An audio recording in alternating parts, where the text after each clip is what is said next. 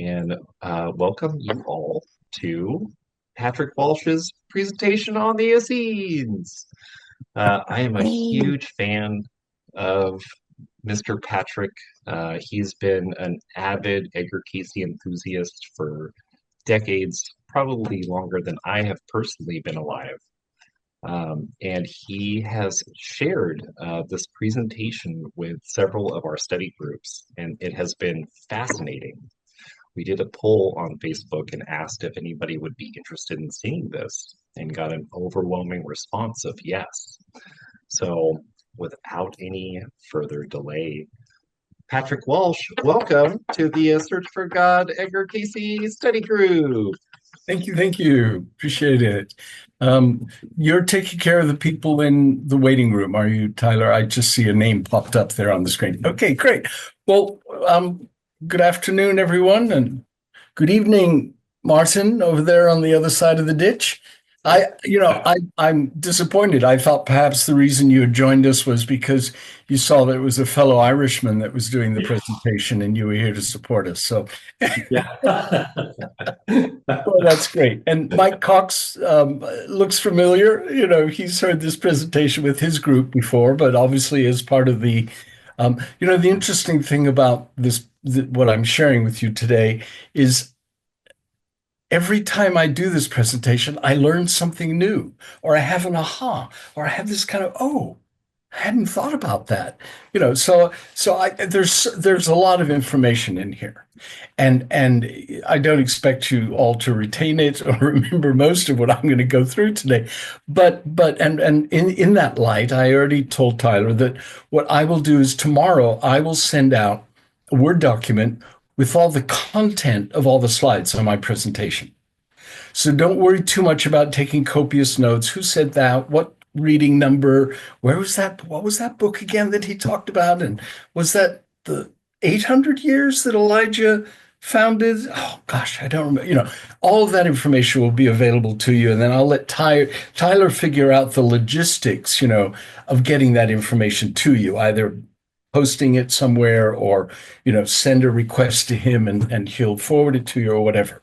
And then I also understand Tyler's recording this and then he's going to do some editing and it may well show up on a Facebook page. So great. I will do my best to behave myself here today, not embarrass us all or the Casey tradition. So a little bit about myself. As Tyler implied, I grew up with Casey. As a teenager, I went to something called the ARE camp in Rural Retreat, Virginia, that started in the 60s, which kind of dates me. Um, and then I would spend summers in Virginia Beach as, I guess, what we would call today an intern at the headquarters, working and getting room and board and meeting a lot of people and being able to attend conferences there for free, tuition free. So if you will, my knowledge and my background and my foundation of this work goes way back. I then went to England at age of 16. And my parents separated. My mother was French. She went back to French and stuck me in a boarding school in England. You'll appreciate that, Martin. Oh, poor Patrick. Tragic. And then lived there until 1977. And then came back to Arizona for a whole number of reasons. And then I've lived here ever since. And our home is here in Tempe, Arizona, which is the university town next to Phoenix, Arizona. And I've been a member of study groups. We've hosted study groups in our house, been member of what they call the organizational team, planning programs, and things for conferences here in the Phoenix area.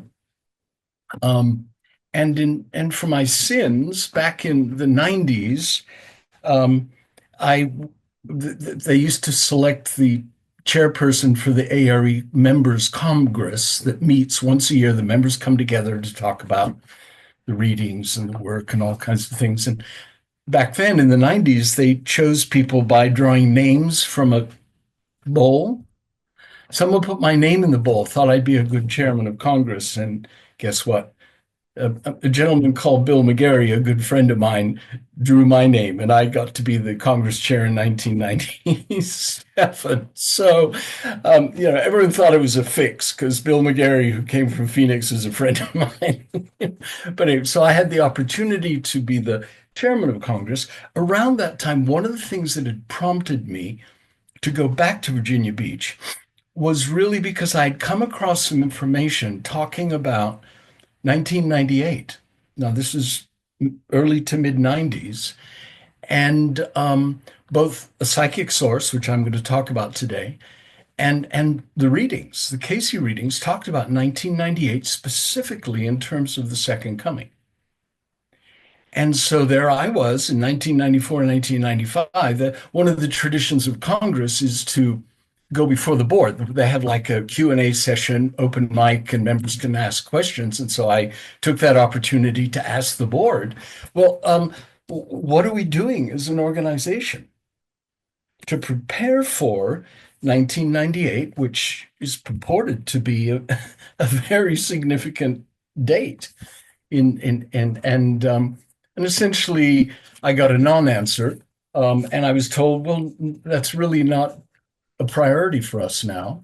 There have been a lot of questions about Edgar Cayce's accuracy in terms of prophecy, etc., and I clearly was dismissed, politely dismissed. And when I think back on it now, what I'm presenting to you today is what I should have presented back then to the board, but I showed up totally unprepared. But you can't put an Irishman down, as Martin will tell you. So guess what the theme of Congress was for 1997? Prepare the way.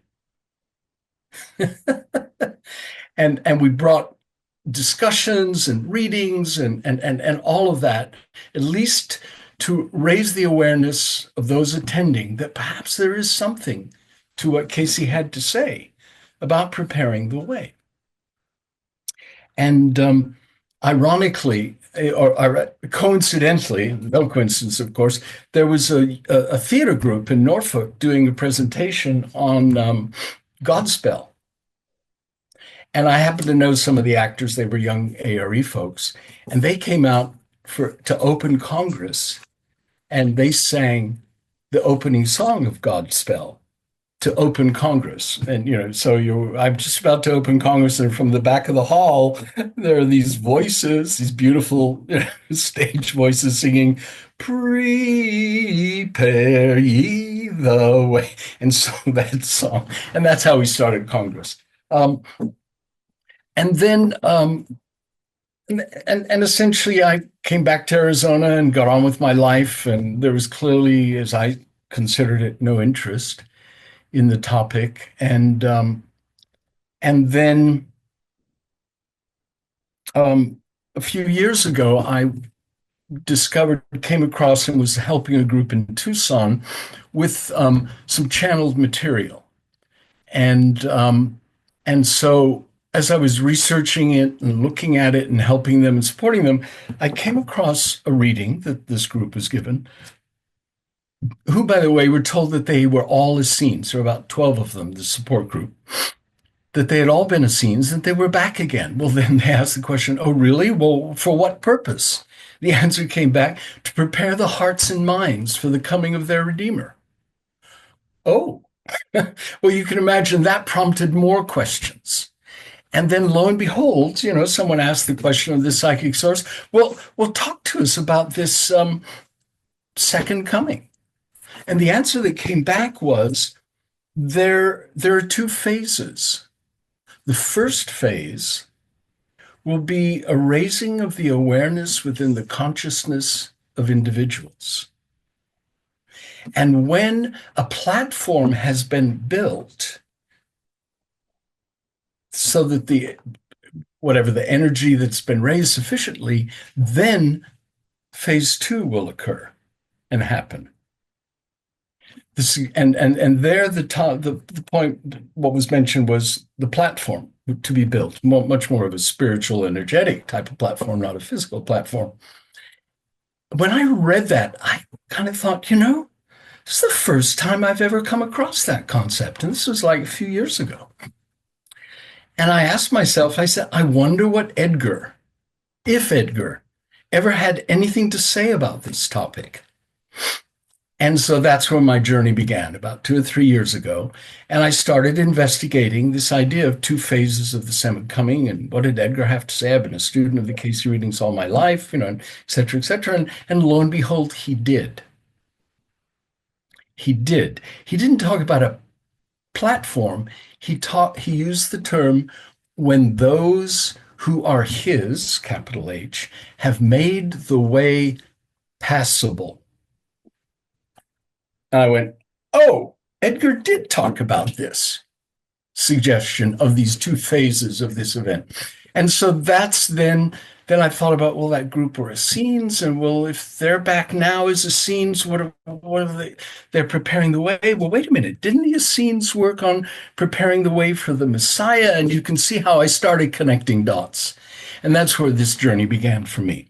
So it's kind of, I've given you the final slide that I'm going to share with you today at the beginning, just to let you know where we're going with this. So what's going to unfold here is a discovery journey that I went on.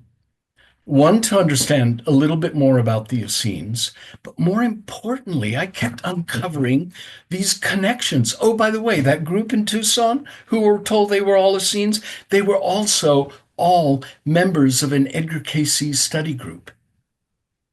They were all followers of the teachings of Cayce, and they prayed and they meditated and they were involved in that spiritual growth work. And then lo and behold, I said, well, if they were Essenes, I wonder if some of the people back then were Essenes. And that's what I'm going to share with you today. So let me start that. Any comments or questions here? Who was it that said, was it Lana, was it you that said you read about the Dead Sea Scrolls and it's been with you ever since? Yes, it did. And actually, I don't know if the psychic reference you might be referencing is, but Paul Selig is another channeler that I've kind of followed. And it's so fascinating. You know, I was 13, 14, 15 years old. I'm from originally from the Kentucky Tennessee state line. Mhm. So I'm very somewhat grew up close to Hopkinsville, Kentucky. Mhm. So I'm pretty close. I've not been there. I mean, I've been there. I was probably a child. I can't remember it. I live in the Nashville, Tennessee area now. But I started this journey just at 14, 15 years old. And my parents happened to have a book.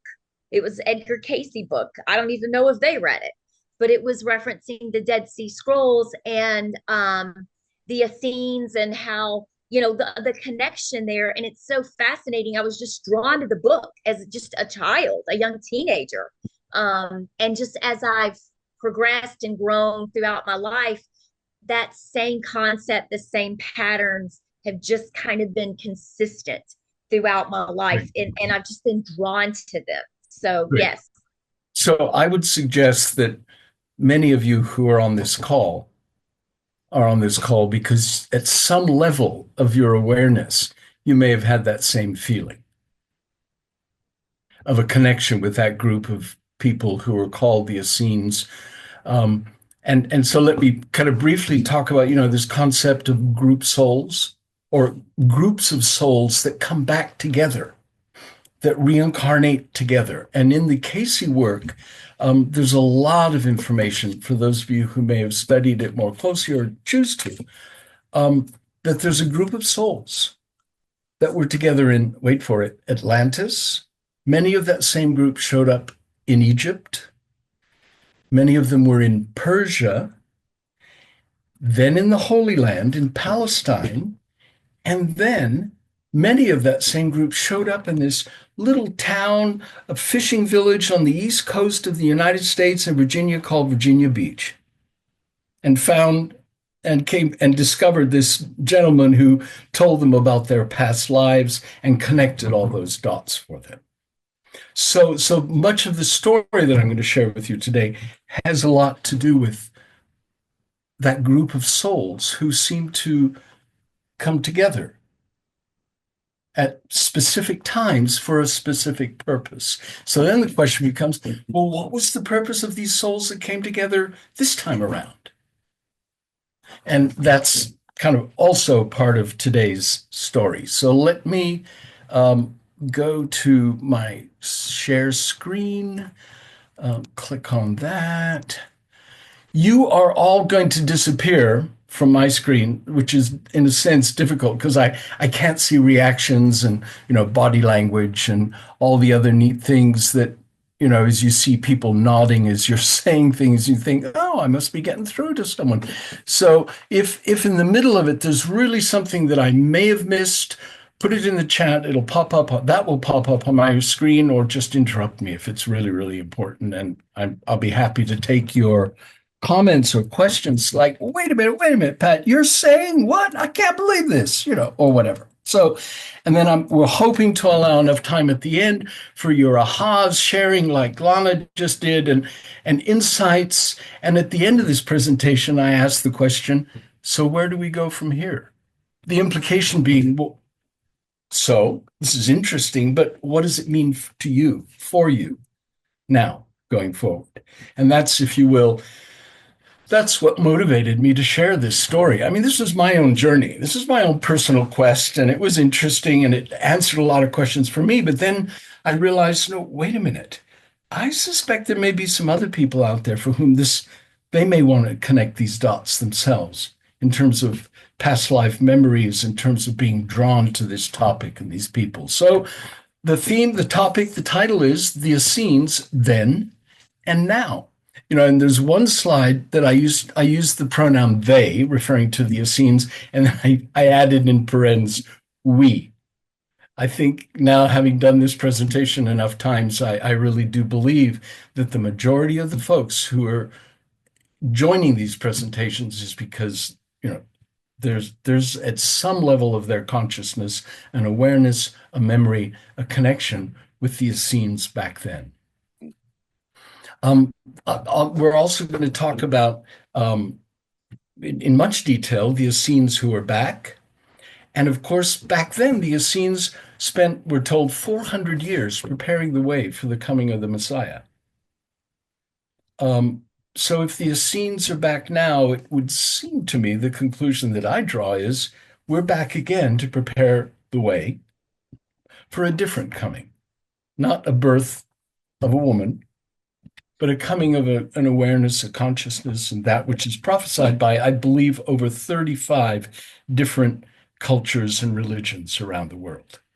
So it's not just our good friend John the Beloved in the book of Revelation and Matthew that's telling us about this event, but it's a worldwide understanding and concept and expectation.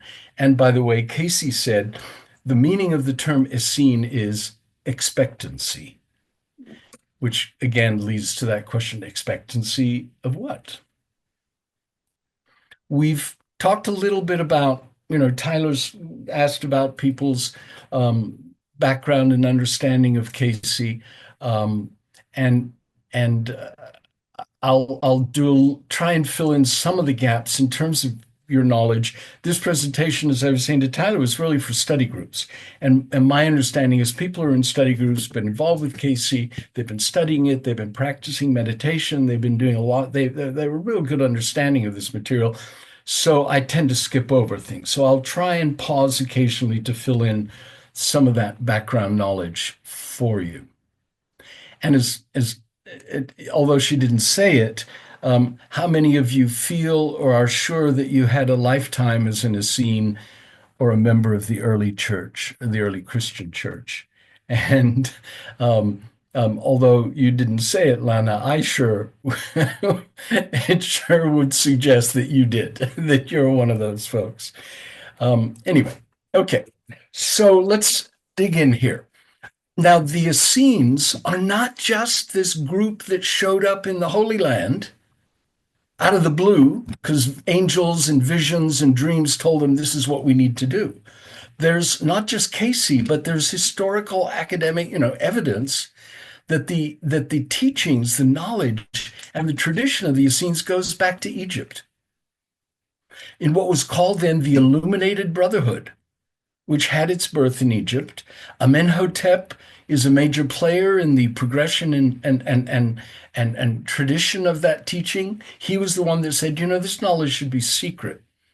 And he was the pharaoh in Egypt, and he was the first pharaoh to introduce monotheism in religion. And then after his death, his followers brought back all the different gods and changed it back to the way it used to be. But somewhere, and I haven't got the evidence yet. Somewhere I heard that someone suggested. Oh, let me backtrack before I tell you what I'm about to tell you. Cayce talks about Jesus, who became the Christ, as a soul who was Emilius at the beginning of our entry into this world, into this dimension. And then it was the soul of Emilius that, quote unquote, led us into this physical realm, and that realized his job and responsibility was to show us the way out. And so there's this tradition within the Cayce knowledge that Emilius, the soul that became Jesus, who lived as Jesus, who became the Christ, lived and had many incarnations, one of which was Hermes in Egypt. And he taught Rata, who was the high priest in Egypt, and was his kind of mentor teacher. So those two guys have worked together before. and also there was from Atlantis the tradition of the law of one, and the children of the law of one, and the sons of Belial. And the idea was that the children of the law of one had this knowledge, and it was helping them, and they used it to help people. It was more about helping others. Sons of Belial, they shared it with them, and they said, "Ooh, this is great," and they used it for selfish purposes. And Cayce suggests that that's why Atlantis was destroyed, because the misuse of that knowledge, both in terms of spiritual, mental, and physical knowledge of science, so there was a soul memory there, I think, around the time of Amenhotep, who it's suggested may have been one of those lifetimes of Jesus, that this knowledge needs to be secret, that this is not for everyone, because if given out, it can be misused if used for selfish purposes. So that's where the secret tradition began, at least in this version.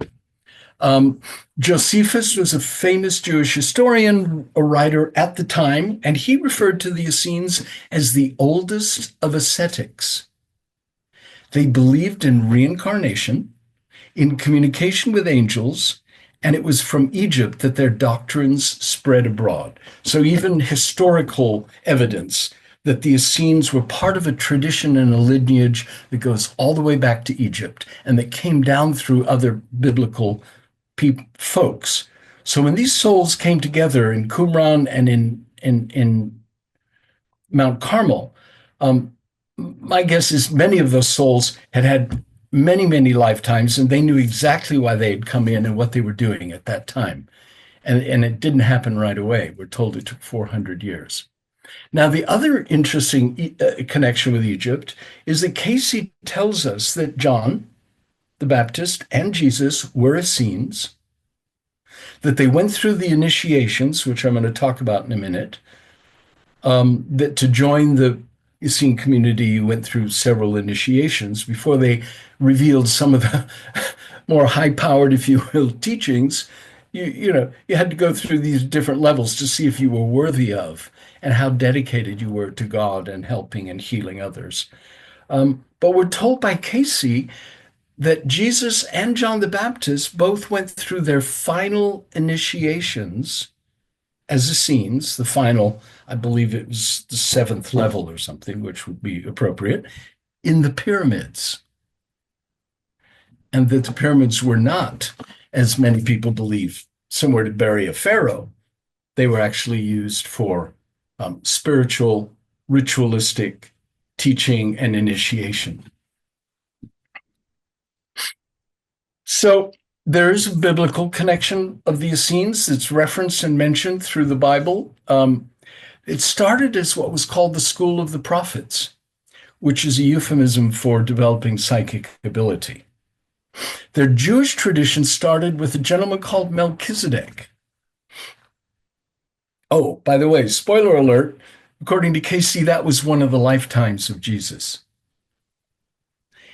And Samuel brought the school of prophets to a place called Ramah, and then it was moved to Mount Carmel by Elijah in 860 BC. So the Essene community at Mount Carmel had been there for almost 800 years prior to the birth of Jesus. Oh, another spoiler alert for those of you who are familiar with the Cayce readings. Elijah was a previous life of John the Baptist. So you see this interesting setting the stage. Melchizedek, way back when, Elijah, 800 years earlier, were setting the stage for when they were to come in and make sure that there would be the teachings, the knowledge, and the initiation ceremonies that would help them to do the job that they knew they were going to be coming in to do at some level of their awareness and consciousness. There's a reading that specifically speaks to Melchizedek. It was a 262 reading. Now, parenthetically, 262 is short or code for the series of readings that were given to the members of what was called Study Group 1. And so from 1931 to 1944, a dozen or so individuals met on a regular basis every month or so, received readings from Edgar Cayce that allowed them and helped them in their own spiritual growth. And then from that, they wrote, based on their experiences and the content of the readings, two books that were called The Search for God, 12 chapters in each. And that those two books became, if you will, the textbooks for what are called Edgar Cayce study groups. And so this reading, 262-36, of which most of the prominent members of the organization in the 30s were part of. And if you study the readings, you got the reading, and then you have a report on the readings, research, follow-up, correspondence, or whatever that also goes with that reading. So this is from the report of that reading in which Cayce had talked about Melchizedek. And Gladys Davis Turner, who is the stenographer and secretary and took down most of the readings for most of his work, and then went on later to be central in the indexing and organizing of the readings in what we now know as the collection of the Edgar Cayce material. And in the notes, she says, well, according to the readings, as I understand them, Melchizedek had attained the state of mastership, such as we find in the so-called Eastern Masters. And in order, this was an aha that Melchizedek had in that lifetime. In order to save the souls who had become involved in the earth because of his example, he had led us in, according to Cayce, he realized he would have to start all over again in the earth and really go through all the trials and tribulations just as every other soul. Turning point. So at that point, then the subsequent lifetimes that Cayce refers to were where he was actually chose to be born of woman and go through all the pains, trials, and tribulations that we go, which gives a whole new meaning to I am the way, that he is showing us the way out, that he is the model and the pattern for us to follow in those lifetimes. And it took more than one. In the same way that it's certainly, if this is true, it's taking us more than one lifetime to work our way back to where we were, at one with God, the Father, the Christ consciousness, or whatever. Interesting, key pivotal point here, both in terms of the development of that soul who showed up as Melchizedek, the Prince of Salem, without father, without mother, without days. He was not born, he did not die. Abraham paid tithes to Melchizedek, and many parallels can be found here with the life of Jesus. And that was the specific quote from that reading that she was commenting on.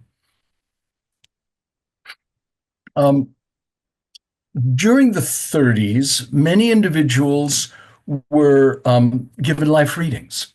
And so it's somewhere along the way they were asking about the Essenes, asking questions. Now historians, it's a little bit like the elephant in the room, the blind men that are describing the elephant. Depending on what kind of interaction these historians and scholars and people had with the Essenes, that was the label they were given. And one of the common threads is that they were a secret society. They met secretly and they did not share their knowledge openly, that they were secret or mystic. Many other popular descriptions was, well, they were a spiritual community. They were healers. They were psychics. Remember, School of the Prophets? They were called holy ones and prophets. And we also were told, they believed in reincarnation and they communicated with angels. But in truth, Edgar Cayce said in one reading, as they were asking about this, he said, Essene means expectancy.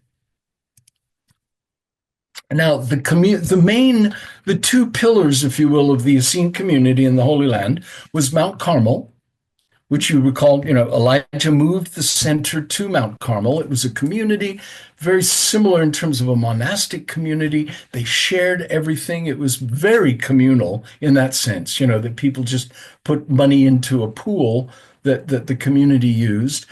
Tremendous agricultural raisers of vegetables and herbs, and they had a tremendous understanding of agriculture at that time. And this is also where you came for purification, initiation, testing, teaching, learning prayer and meditation, and also to heal. And many of them then went back into their communities and were healers and perhaps had visions and communicated with angels and became the prophets of that community they lived in. Also, there was what you would call the Essene way of life. And so they learned that so that when they left the community and went back to be mothers, fathers, husbands, wives, and etc., that the way of life of that family reflected the Essene way of life in terms of diet, in terms of worship, in terms of prayer and meditation, in terms of their all of their practices, if you will. To become a member of the Essenes, it took 3 years of preparation. You were then ordained as an individual and accepted into the community.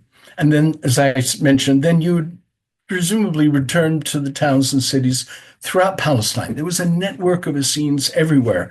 In one of the books that I'm going to mention, we learn from Cayce that, if you recall, the inn where Jesus was born, the inn was owned by an Essene.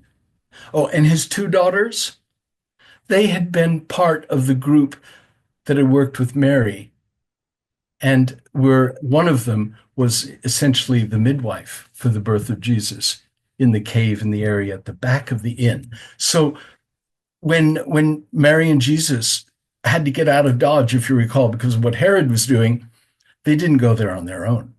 One of the 12 maidens that worked with Mary, her name was Josie, accompanied them to Egypt. And by the way, when they got to Egypt, there was a whole Essene community there to welcome them, to nurture them, and take care of them. So the Essenes were all over, but they were not very public about who and what they were. Although they were referred to as the Brethren in White clothing, for after initiation, each member adopted a robe of white composed of one piece of material, such as the seamless garment that were known to have been worn by the Master Jesus. Circumstantial evidence that perhaps Jesus was an Essene. I mentioned before the ARE camp. And what basically happened in the 60s was Frank Adams, the director, the founder, and of the camp throughout the 60s, was really into philosophically and in terms of looking at application of the Cayce readings. And so camp life at ARE camp was about Cayce diet. It was about meditating 3 times a day. It was about activity, being close to nature. It was about learning about some of the principles of prayer and meditation. And campfires at night after dinner would be all typical camp activities, but there were also times when there could be sharing and storytelling and educating and bringing people up in their knowledge and understanding of the spiritual journey that apparently they were on. Um, I was on a call once, and a man called John Schroeder, who's from Phoenix, a good friend of mine who recently was a board member, was talking about his experience at camp on a Zoom call. And I went, John, I just finished this slide. I just done this slide, a day in the life of the Essene community. And I said, John, this is like one of those dots that I was connecting. You just described a day in the life of an Essene community. And this is what I had just done. I said, okay, the Essenes began the day at dawn with morning prayers. They then had a job or task within the community to do, which they went. At noon, they would come back, change, wash, and eat in a large hall in silence. Now, that's one thing that we never did do at camp. It was pretty loud. They would then return to their jobs in the afternoon. And of course, there was a vegetable garden at camp where people would go out and work in the vegetable garden, or they would, if it was a working camp where we were building camp, then morning and afternoon, you went out and built trenches or latrines or cabins or whatever. And then in the evening, they would come together again for a communal meal, followed after dinner by discussions, lectures, and studying of their many scrolls. And by that, I would say people would be sharing and teaching their understanding of the readings.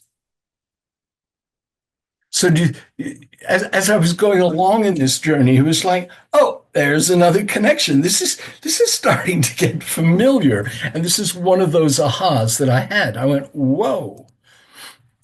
Now we know that the Essenes were healers, and through Cayce and other historical documents and scholars, we know that the Greeks referred to the Essenes. So wait a minute, they weren't just in Palestine. It looks like there were Essenes in Greece.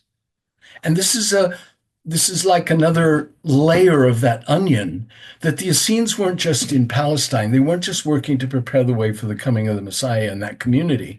There were Essenes all over the world as we knew it then, around the Mediterranean. Now, the Greeks referred to the Essenes as therapeutes and having the same meaning, and were referenced to as, so they called the Essenes therapeutai. We also know that when they were healing, they spoke quietly to their patients using incantations. They healed by a simple laying on of hands, and patients were sent home and cured psychically from a distance. And they also studied and applied the use of herbs and minerals in the healing process. And you look at that list, and that describes a whole range of what we understand as holistic approaches to health, whether it's Reiki, laying on of hands, herbs, special diets, tinctures, etc., from herbs and minerals. So clearly that what I understand is the healing tradition that's grown out of the Cayce readings. They were doing it back then. And again, another one of those dots that I'm connecting as I build this picture for you. Now, you may remember earlier, they were referred to as the Brotherhood. There was a belief by historians and everyone else that they were only men. One of the reasons that academicians and historians and archaeologists poo-pooed Cayce in the 30s and 40s was because he said that there were women who were leaders in the Essene community. And they said, no, they weren't. There were only men in those monasteries. Well, when the Dead Sea Scrolls were found, clearly the ruins of that town called, or that community called Qumran, was excavated because they realized those scrolls had been produced in that community of Qumran. And so the archaeologists went to work, and guess what? They uncovered skeletal remains of men, women, and children. And they had to change history. Now, interestingly enough, they also spent 25 years keeping the Dead Sea Scrolls from academicians and theologians to keep that story out. But eventually they had to acknowledge and recognize it. So this reading was given. It was a whole reading on the Essenes. given to a woman who was told to write about them and to write a book that would drew the parallel between the Essenes back then and those of us who are back here again doing this work. Um, but in that reading, it said this was the beginning of the period where women were considered as equals with men in their activities, in their abilities to formulate, to live, to be channels. And thus, many of the leaders in the Essene community and the early church were women. Um, now we're really talking about the Essenes, the Dead Sea Scrolls, up to the point where the Messiah returned, Jesus was born, etc., and then the Christian religion began. There's a whole other chapter that I'll just mention parenthetically, and that is what's called the Nag Hammadi Library. And those were another bunch of scrolls that were discovered in Egypt that were gospels and writings of the early church from that period. And it's clear that there are tremendous parallels between the forms of practice that the Essenes did and what were called the Gnostics, Gnostic, the Gnostics and the Gnostic tradition of the early worship that took place in those churches. 30 years ago, I came across Elaine Pagels, who is considered the authority on the Gnostics and their practices. And I'm reading the descriptions of the way that they worshiped. They worshiped in homes, in small communities, and they gathered in homes, secretly, probably, and that they would pray and meditate. And the leader of the group was chosen by the Holy Spirit, and it could be a man, a woman, an elder person, a younger person. And all of that, I'm saying, oh my goodness, that was 30 years ago. I said, this sounds so much like the study group work that we do in the ARE community. And that was 30 years ago in terms of the Gnostics. Now you add to this dimension of the Essenes, and I think it's fairly safe to say that what evolved out of the Essene practices continued within the Gnostic community, variations of that.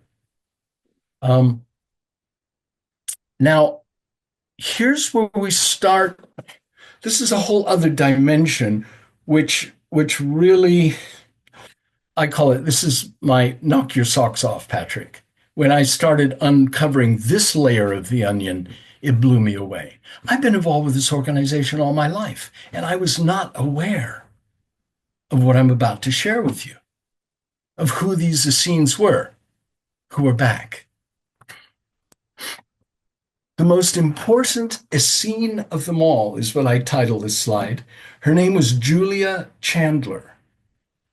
She was also an ARE board member. In the 40s, 30s, in the 40s and 50s, she was like the Barbara Walters of the 40s and 50s. She had two plays on Broadway at the same time. She had a column. She had a radio. She interviewed people on the radio. I mean, she was an incredible personality in the media of New York in the 40s and 50s. But she somehow found a way to Edgar Cayce, probably through David Kahn in New York, and was given a reading by Edgar, a life reading. And she was told that she was the formal leader of the Essene community at the time of the birth of Jesus. Whoa. You know? And in the report of that reading, you'll see is Julia Chandler and Edgar both wrote reports or essays or articles about their experience when they met for the first time. When she walked into the room where they were going to conduct the reading, Edgar was staring at her. He was like, oh, just staring, looking at her. And she said, Mr. Cayce, is something wrong? Excuse me? She just meeting this guy. And he went, oh, I'm sorry. He apologized. He explained what was going to happen and proceeded to give the reading. When he came out of the reading, I'm sure you may or may not know, but he didn't remember what he had said. He would give the reading and then he would have to ask people to read back or read the notes or tell him, what did I say? Because he was quote unquote asleep in a sense, his conscious mind was asleep. This time when he came out of the reading, he walked over and he kissed the hem of her skirt, Julia Chandler. Again, whoa, what's going on? He then described the experience he had after giving that life reading for Julia Chandler. And it's in the report of those readings in what was called the circulating file on Julia Chandler. You can research it and read it if you want to investigate it. But when Edgar gave what was called a life reading, he read from a book, is the best way to describe it. And that was it's called by many the Akashic records. It's the record of our souls and our lifetimes. As he finished giving the reading, he closed the book, he turned, and then he would return through multiple dimensions back to his body.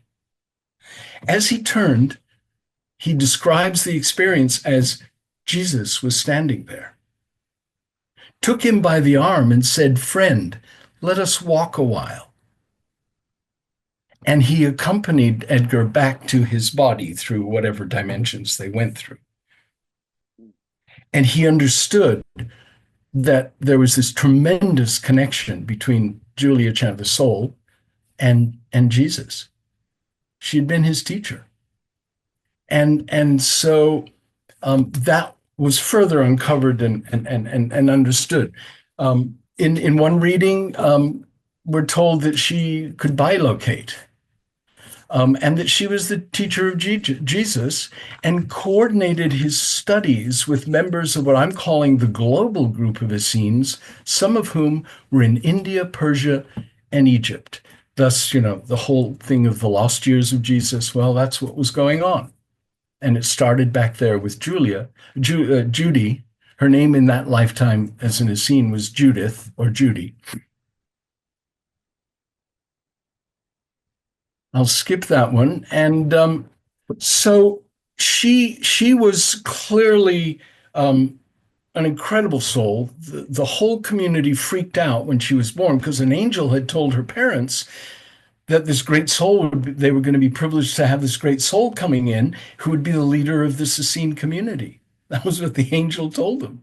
And of course, when a girl was born, everybody freaked out, but they did have girls and women studying at Carmel. So she became a student with all the other young girls. And it was very clear very early on that she was way above everyone else, both in terms of intellect and spirituality and her ability to communicate, prophesy, dreams, communicating with, and she eventually became the leader of that community. And realized what her job was. She understood.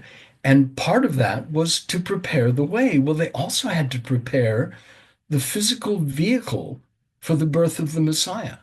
And they also understood in terms of spiritual growth that these young ladies needed to be prepared mentally, physically, and spiritually for that event. Now, so they chose 12 maidens. 12 girls were selected from different families around Palestine who went to live and study together in this monastic setting. And they studied and learned about the Essene way of life, spiritual practices, special diets, restrictions, prayer, meditation. And one morning, as Mary was leading the 12 initiates to the altar, an angel appeared and told her that she was the chosen one. Thus, the Annunciation that we know from biblical tradition. And when a friend of mine heard that I was doing this presentation, you really have to read that excerpt from the 5749 reading describing that Annunciation. You'll notice at the bottom there, 5749 is a series of readings. There were 16 in all, given over a period of 12 years, and I call them the Jesus readings. And so over time, a group of individuals come together and request a reading from Edgar, and he would give this reading Often it was in preparation for a talk, a lecture, or for Congress that was meeting that summer. And he would actually give the reading for the group of individuals gathered. But the topic and the subject matter was about Jesus, his birth, his resurrection, his many lifetimes, the purpose, and also alluded to the second coming in this series of readings. In this reading, remember there was the woman writing the book. I think Enid Smith is probably the one that asked this question. Give a detailed description for literary purposes of the choosing of Mary on the temple steps. Answer. The temple steps, or those that led to the altar, these were those upon which the sun shone, as it arose of a morning when there were the first periods of the chosen maidens going to the altar for prayer, as well as for the burning of the incense. On this day, as they mounted the steps, all were bathed in the morning sun, which not only made a beautiful picture, but clothed all in purple and gold. As Mary reached the top step, there was the thunder and lightning, and the angel led the way, leading the child by the hand before the altar. This was the manner of the choice. This was the showing of the way, for she led the others on this particular day. Just like to point one thing that caught my attention during one of my presentations, and that's the second line of the last paragraph. There were the thunder and lightning, and the angel led the way. Now, I'm not sure how many of you are aware of the fact that, remember the study group? They were called Study Group 1. They were the first study group that had those readings over a period of 12 to 14 years from Edgar. And often, Michael the Archangel would come through Edgar Cayce. So he was clearly, in that sense, a medium for the energy, the consciousness of Michael the Archangel, half a dozen times over the years. Now, unfortunately, Michael the Archangel was not too kind. He was essentially chastising them for not getting on with the work that they had chosen to come in to do. And giving them guidance and yes, encouraging them, but also admonishing them to get their act together. And people who were in the room, to use that now almost a cliche, those who were in the room have talked about that experience, and that they said the energy that came out of Edgar knocked some of them off their chairs, and that it made the windows rattle and the dishes in the pantry chink. And any of you who have lived, we certainly have it here in Arizona, these huge thunderstorms. And that's what caught my eye, the thunder and lightning. When we get a big thunderstorm, literally the shockwave of that thunder makes the windows rattle. And so I can see why in that passage he would describe the presence of the angel as thunder and lightning. Okay, so remember that it was suggested that Judith had worked with the people who were Jesus' teachers later in life and kind of prepared him for that journey that he would go on. Two individuals had life readings from Cayce, and they were told that they were wise men. They were two of the wise men, the famous wise men that showed up after the birth. And this was a question for clarification, because there seemed to be contradictory information that these two individuals had in their life readings who were wise men. In one reading, we're told the wise men came from India, Egypt, and the Gobi.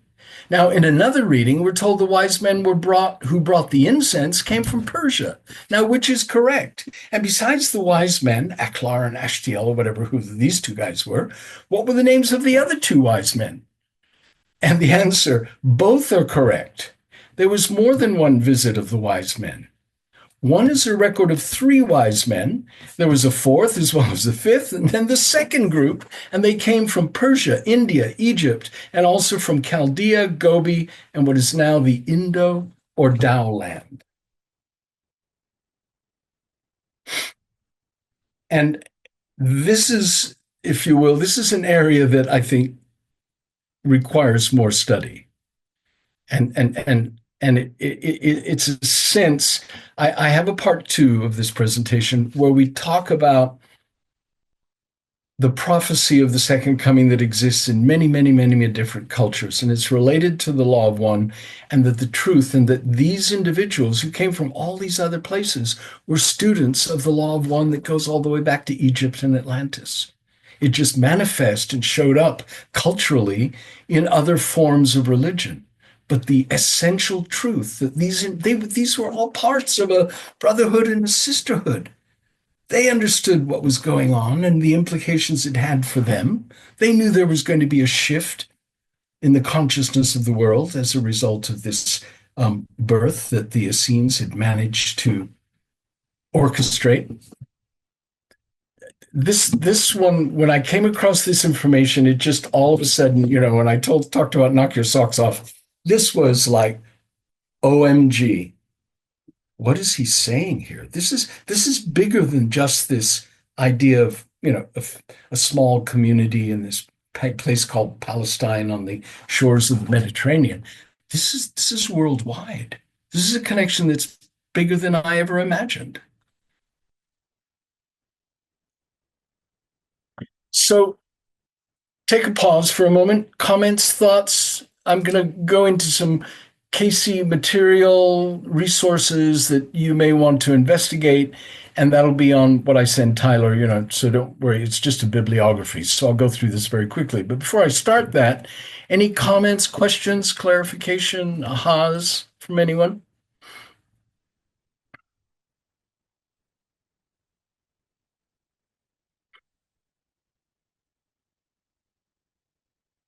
Hearing none, I will move on to the next section. Very good. Okay. Now, there's something called circulating files. And, the question that I asked myself, Tyler, I don't know if you know, I don't know if you have access to the circulating files unless you're a member. I don't know if that's on the website for the general public or to get you need a member. You You're need the not. membership. Okay. Uh, So somehow you would need to connect with someone who's a member if you wanted to get a PDF or something of any. So go to Tyler. He'll pull that information out for you and send it to you. There are circulating files which over the last, gosh, 60, 70, 80 years, that staff and librarians and scholars and others have put together. There's one half of them are the health readings, and there have got to be 100 topics, readings on specific ailments. And then the other half of these circulating files are non-physical. We'll call them non-physical, which are spiritual, psychological, emotional, biblical, metaphysical, etc. I just went through that list to see how many circulating files would there be information on this topic. And there they are. There's a circulating file on Christ consciousness, Christianity and the church, the Essenes, Jesus the Christ, second coming, Jesus teacher Judy. There's a whole file on her. She had multiple life readings. Jesus sister. Now there's an interesting one. Ruth. There's a whole file, probably 60, 70 pages of articles, thoughts, excerpts from readings about a woman who was identified as Jesus' sister.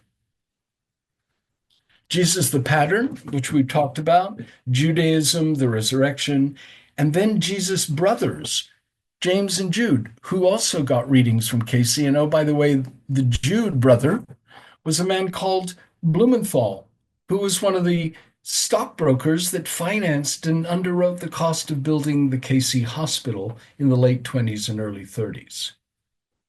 So do you see what all of a sudden I'm starting to uncover and explore? I'm going, whoa, wait a minute. So there's not just Cayce, and there's not just these guys. There are people who are pretty close to the Holy Family, and not just close, but relatives. We know that, after Jesus, Joseph and Mary had other children, and one was called Ruth, and one was called James, and one was called Jude. And they got life readings from Cayce expanding on that lifetime. What's interesting about this is, someone would get a life reading, and Cayce would kind of go paragraph by paragraph and go back through their lifetimes. And there'd be one paragraph and say, well, and before that, you were in the Holy Land at the time that the master walked the land.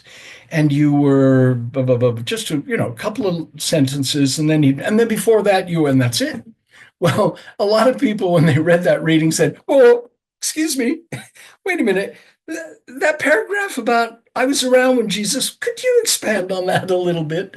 And so many of these people had multiple life readings because one reading just produced a whole other series of questions for clarification. And Ruth, the sister, the woman who was Jesus' sister, got multiple life readings that expanded on her life and her relationship. Now, there are a couple of books that were written in the early 80s that used all of this material that were in these readings. And they were written by a woman called Mary LaCroix. And they're really historic novels. But guess what? They're based upon Cayce's version and story of this material. The first one is called The Remnant, and it's the story of the life of Jesus as seen through the eyes of three women: Judith, his teacher; Ruth, his sister; and Mary Magdalene, who also got readings from Edgar Cayce. And so the life of Jesus is told through the eyes of those three women. This picture of the three women on the cover. The other book that she wrote was The Sons of Darkness, Sons of Light, which is a quote from the Dead Sea Scrolls and from the Essene documents. And the gentleman in the light blue tunic was Lucius. And Lucius was at a lifetime of Edgar Cayce. And Lucius, by the way, was the bishop of the Church of Laodicea. And the two women in there, one was his wife, and the other was the woman who gave him three children out of wedlock. You can imagine the scandal. I mean, Peyton Place has nothing on the story in this book that went on, and the conflict and the tension and the turmoil that all of that created. But it's really about the early, that book begins with the death of Jesus, the crucifixion. And it talks about the early days of the churches in Jerusalem where Lucius went, and then eventually was given the title of the Bishop of Laodicea, and then went to Laodicea in South, which is now in southeast Turkey, where that community was built. By the way, the two women got life readings from Edgar Cayce as well that went into great detail as to who they had been. And the woman on the right, her name was Vesta, was the editor of what is called, for those of you who know a little bit about Cayce history, the Library series. Her name was May St. Clair, and her life was dedicated to this work. And she was the editor of what was called the Library series. There are about 20 volumes, and they're collections of readings in book form on different topics. Meditation, dreams, Jesus the pattern, search for God readings. And this one, which I'm going to talk about in a minute, was the early Christian epoch. So this book is almost 600 pages, and it has excerpts from readings given to individuals who were around in the early Christian era. And I'll come back to this book later. But so do you see what's starting to unfold here? Well, wait a minute. There are these individuals who seem to be playing a key role in the growth and development of this organization, and who are getting life readings telling them that they were right there in the middle of it all, and women and leaders in that community. So those are oh, by the way, I believe they're still available on Amazon. They're about 10 or $15 each. So if you Google those books, you might be able to, for those of you who are into historic novels. There are other books, and again, this will be in what I send Tyler. There's a book by Kirk Nelson, The Hidden Story of Jesus, and all of these are based on the readings. An encyclopedic work by Jeffrey First, The Story of Jesus, The Mysterious Essenes, written by John Van Auken a few years ago, The Reincarnation of Biblical Characters by Kevin Tedeschi. And then this book came to my attention from someone who was, at a presentation, says, "Oh, have you heard of Dolores Cannon?" And I went, "No, but I'll check her out."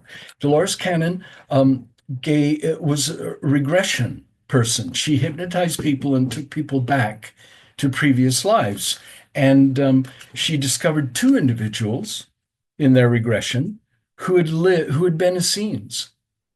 And so she spent several years regressing these two individuals multiple times to flesh out and to get a better idea of the story.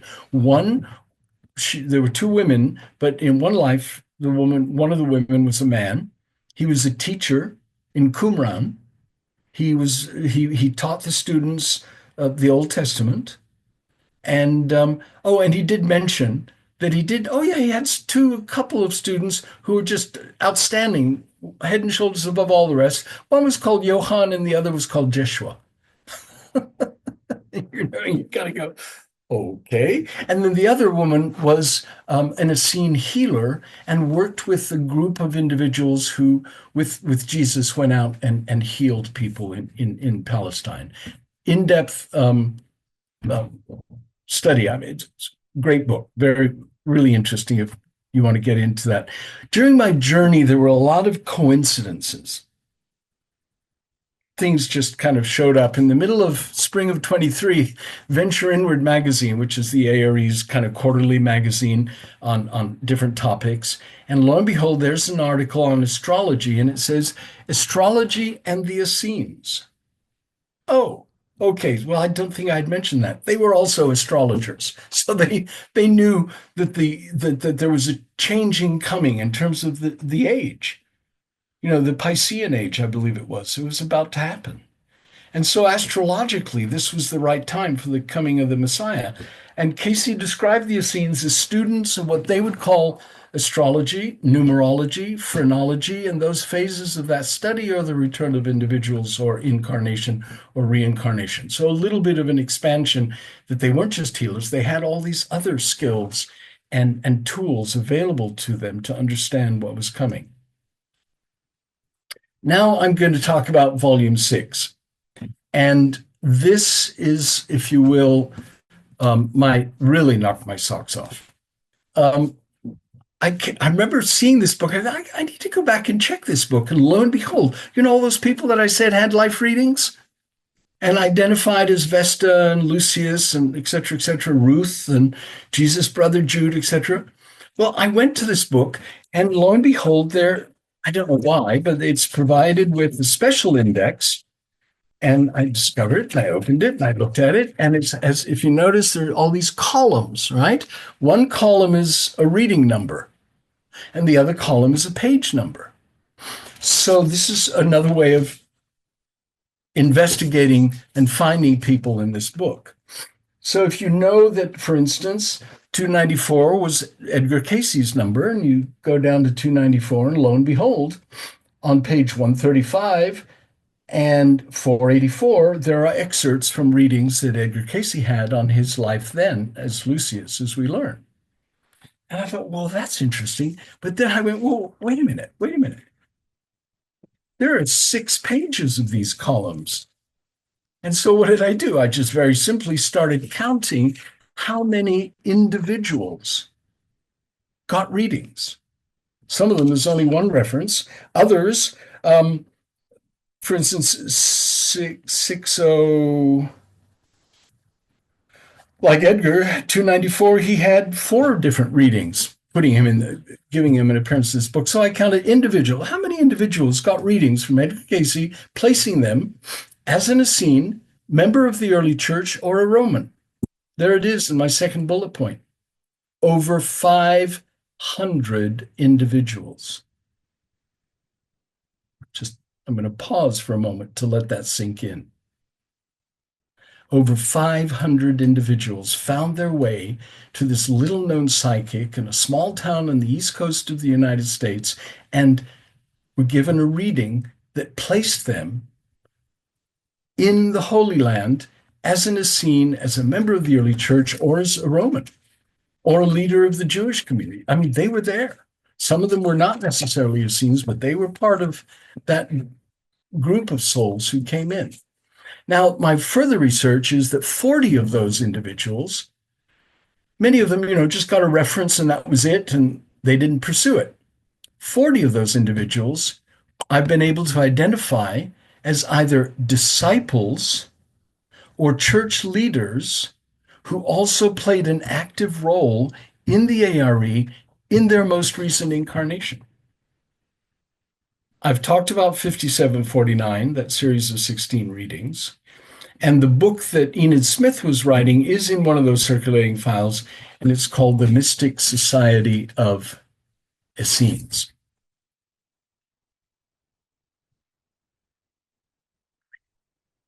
My investigative work, I'm really going to go through this very quickly because we're running out of time, and two, this is for you to investigate and look for.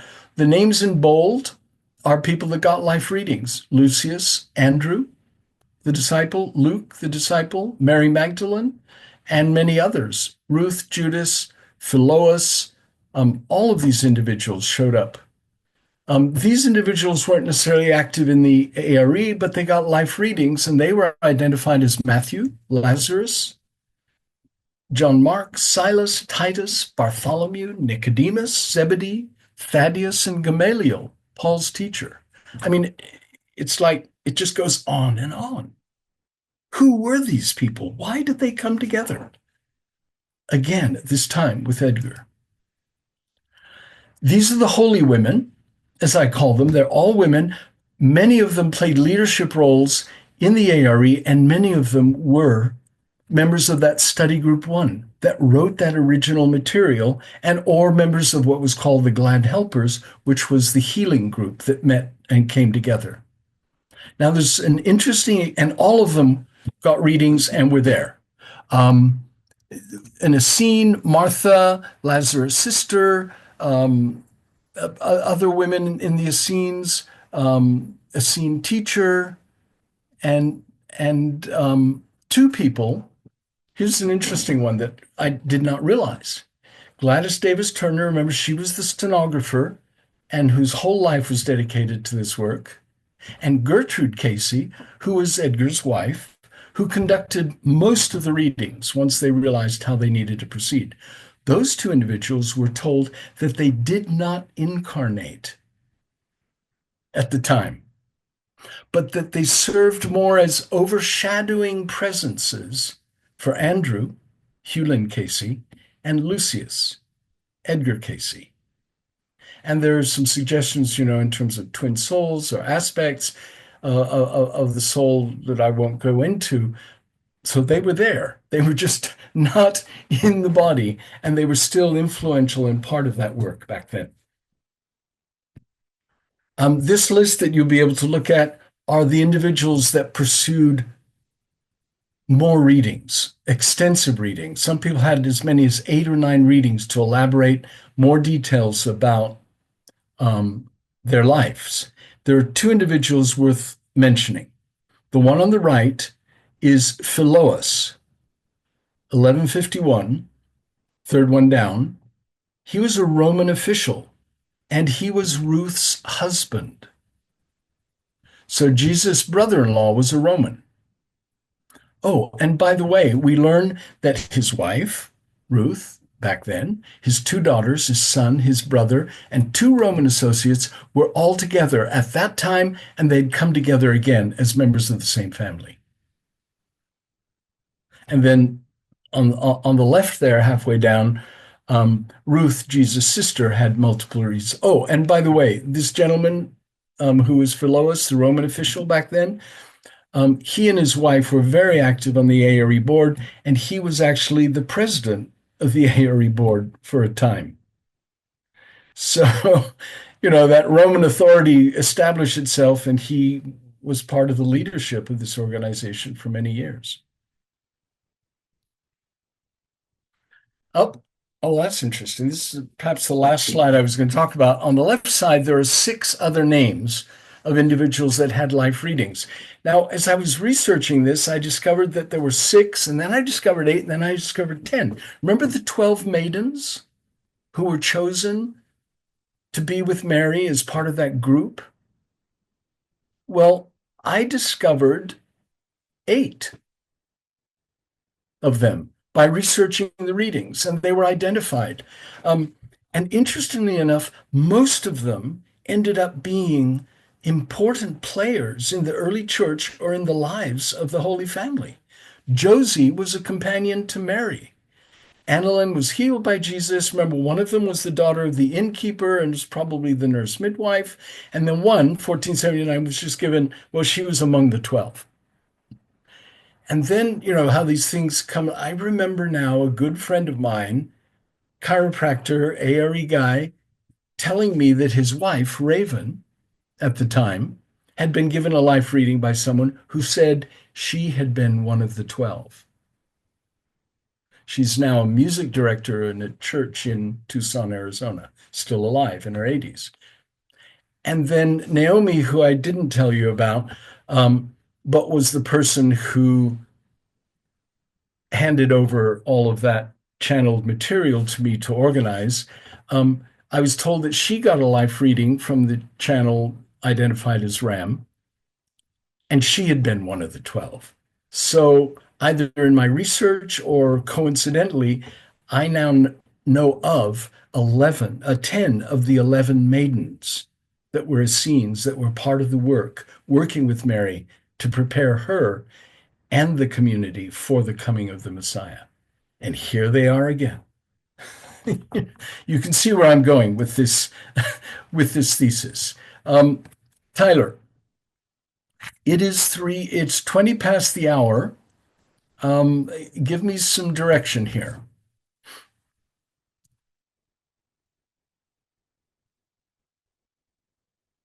You're muted. You are doing great. I, if you want to maybe wrap up and allow for some question and answers or discussion, I Yeah, think that would be great. right. But Now, thank as you you can so much, see, I'm Patrick. down to 31 of 47. So the rest of the story, that was it Paul Harvey, and now for the rest of the story, we might do it another time. So I think, let me see. So this is probably a good slide to finish on. I came across this. Someone was saying that a woman called Eula Allen, who was a member of that study group one, she was an author. She was psychic. She could see auras. I knew her as a teenager. She was at a congress once, and from the podium, she is known to have said, "We are the Essenes." So those folks back then in the 50s and 60s clearly knew who each other were. They knew who they had been, and they were conscious and recognizing what the purpose of their work was this time around. We are the Essenes, and we are doing those things we did back then. And I think on that note, it probably then there's a whole series now of other readings that I talk about in which I show parallels between the practice of the Essenes back then and study group work. This thing called spiritual individual growth of study group work. And and essentially that makes sense if you're a member of a study group and you've been practicing and doing this work for a while. So for now, I think this would be a good place to stop. So let me stop share. Hold for Oh, applause. Hold for applause. Take a thank, bow. Thank thank you you, thank you. so much, Patrick. Oh my goodness. That was dense and rich. I feel like I need a glass of milk after that presentation. Uh, So do but I. yeah, any thoughts, questions, feedback that you'd like to share with this time that we have together? I'm also doing a study in something called A Woman's Heart and it's God's Dwelling Place by Beth Moore. And interestingly enough, when you talked about Melchizedek, that's the first time I'd heard of it. And today, our chapter on this 11-week series was on Melchizedek, which Nice. was so fascinating, the King of Salem, and then in reference to he was Jesus as well. So I thought that was so fascinating. Neat, neat, neat. So thank you for that. Yeah.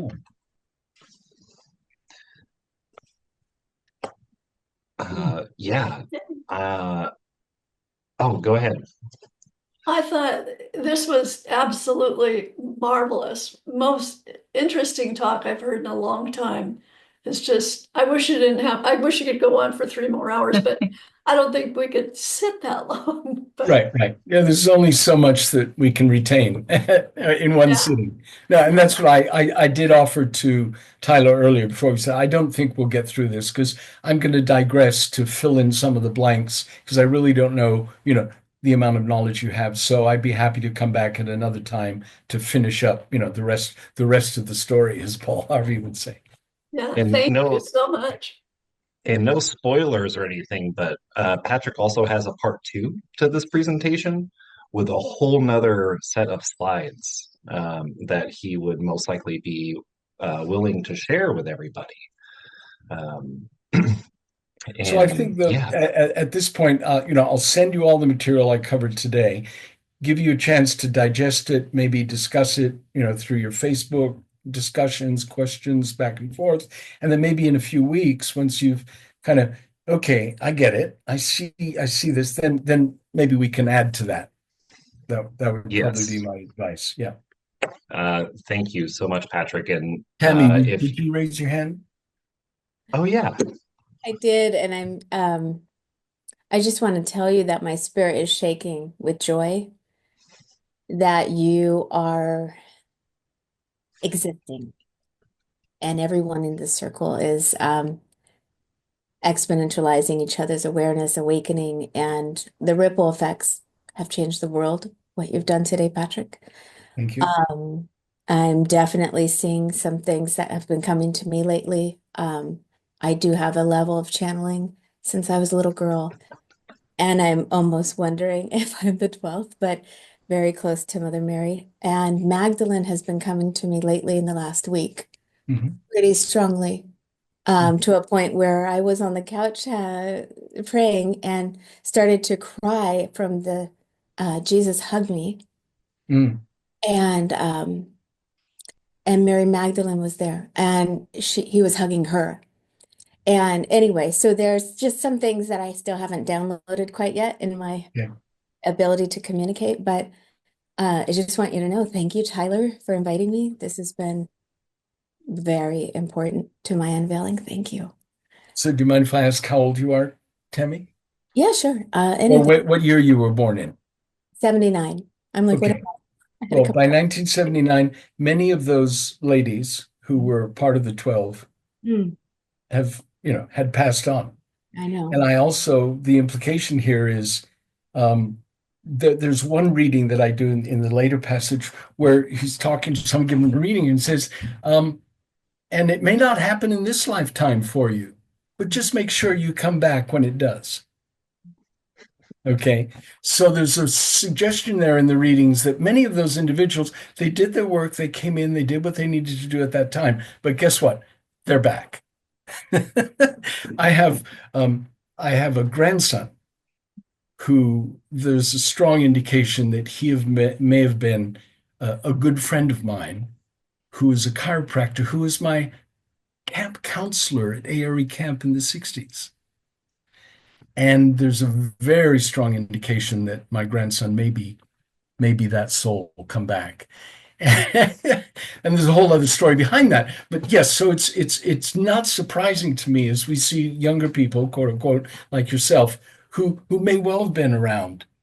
Certainly back then. You wouldn't be on this call if you weren't, but that have connections with the group from back then, but are also part of this journey. And that's kind of thank you. I have to take a deep breath here so I can hold it together. You've brought tears to my eyes, Tammy.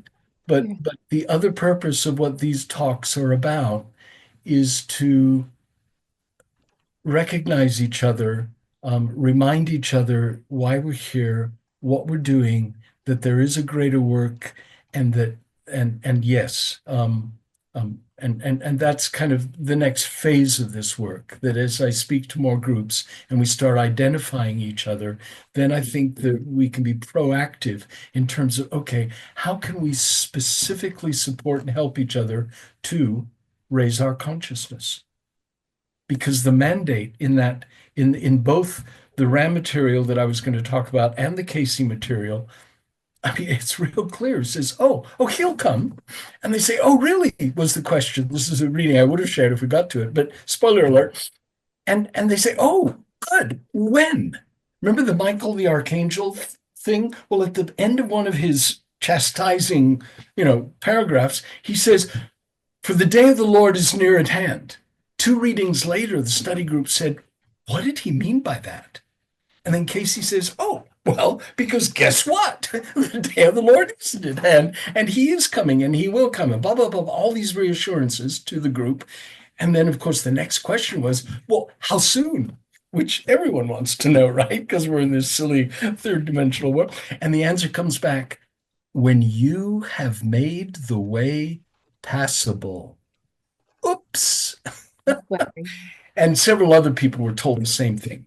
So my sense is that because you're on this call, because you have that sense of connection that you've talked about, that's part of what I think the next phase of this work is that we have a duty, an obligation to raise our consciousness, and that ripple effect will indeed help others on that same journey of raising their consciousness. So yeah, welcome aboard. Absolutely. Thank you, Uh, Ted. thank you so much. So we can discuss some more. I'm going to stop our recording to honor everyone.